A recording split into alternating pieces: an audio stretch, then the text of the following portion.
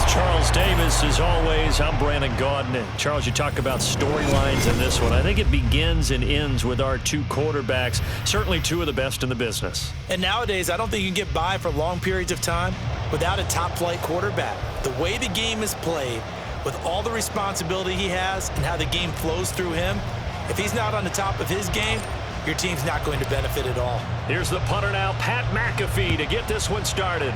And into a sea of red, we're underway in Kansas City.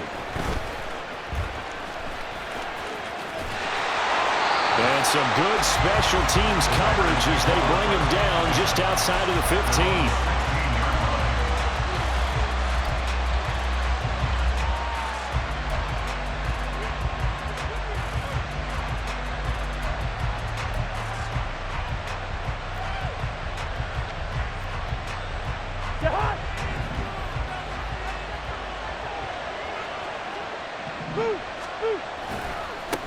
They'll start on the ground. It's Derrick Henry. And he'll power his way forward for about 4 yards there on the first down carry. Well, on every play call, you realize it's not going to go for a touchdown. So a lot of your calls are setting things up for maybe later in the game, trying to establish the inside run with toughness now, hopefully get to the perimeter later. And let's face it, you could do worse than a 4-yard. Oh, his first throw of the game going to be intercepted. Picked up by the 13-time Pro Bowler Ray Lewis. And they'll take over inside the 45 at the 44-yard line. Not something you see very often from a quarterback of his caliber, an opening drive interception. Oh, there's no doubt in my mind that even he's surprised at how that one played out. But we know this guy. It's not going to stop him from continuing to fire as this game goes along. Probably give a little nod of respect across the field for that one and let him know he'll be back the very next series. 19 tight, 19 tight. 18, 5 here. 19, 18. Warriors, 70. After the interception, here's Jackson. And that one off the mark behind him, incomplete. That was nice work there defensively to force incompletion. Now, even though this drive started in plus territory, they're still not in field goal range yet. So they can work towards another couple of stops and not allowing that turnover to hurt. Here we go. Here's 2nd and 10. Mustang 19.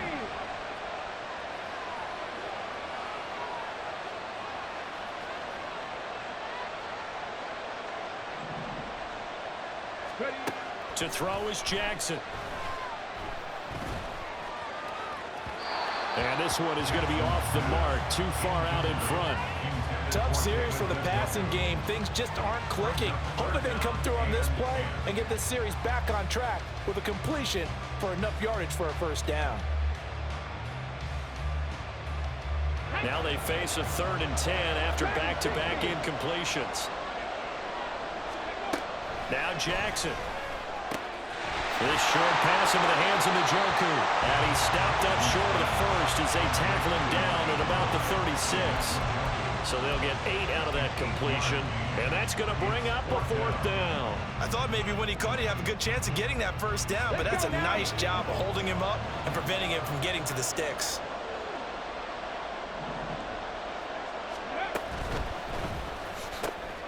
They get this out quickly to the left side. And they're into the end zone, but it's not verified yet. Hold on, there is a flag down. A costly penalty there. A lineman got downfield, and for the moment, that cost him 6 points.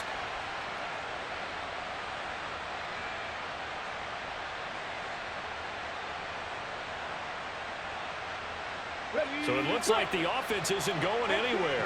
They're going to go for it on 4th and 7. Jackson will throw again. Work in the middle of the field, and he's got a man complete. And all the way home for the Broncos score. Alec Pierce, 41 yards. And the Broncos use the early turnover to get on the board first here in this one. Charles, here in their opening series, they said they had certain plays scripted for certain players. That looked like a well-designed play to get one of their top targets involved. Yeah, let's face it, Brandon. A player of his talent is a problem for any opponent to defend, and we saw it right there. They tried to deny an open lane to him. He still outplayed the coverage and scored the early touchdown. Good luck trying to figure out how to defend him as this game moves on.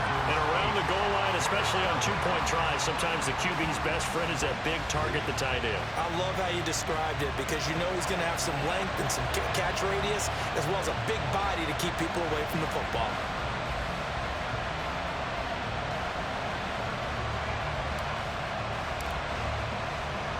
Now after the touchdown, here's Pat McAfee to kick.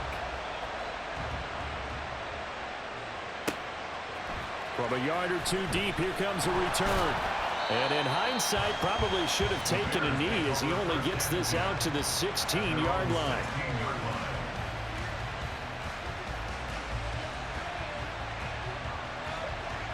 At the line, prepping for their next drive, the Bears offense. And the interception on that opening drive winds up leading to the touchdown, so now it's kind of time to start. And Henry's hit. He lost the football. Wow, that ball is not free, but a teammate comes along and scoops it up. It's almost like baseball. Guys at bat, people are on base in scoring position. One guy doesn't get him home. The next guy comes through and picks him up. And avoids the turnover. The fumble on first down. Now here's second down.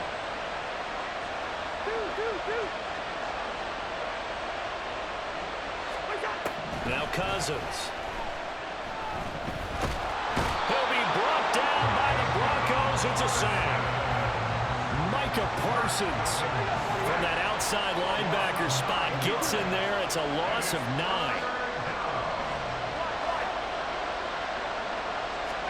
Now on third and long, they'll look to throw. Oh, he tried to fit it in on the slant, and it's intercepted.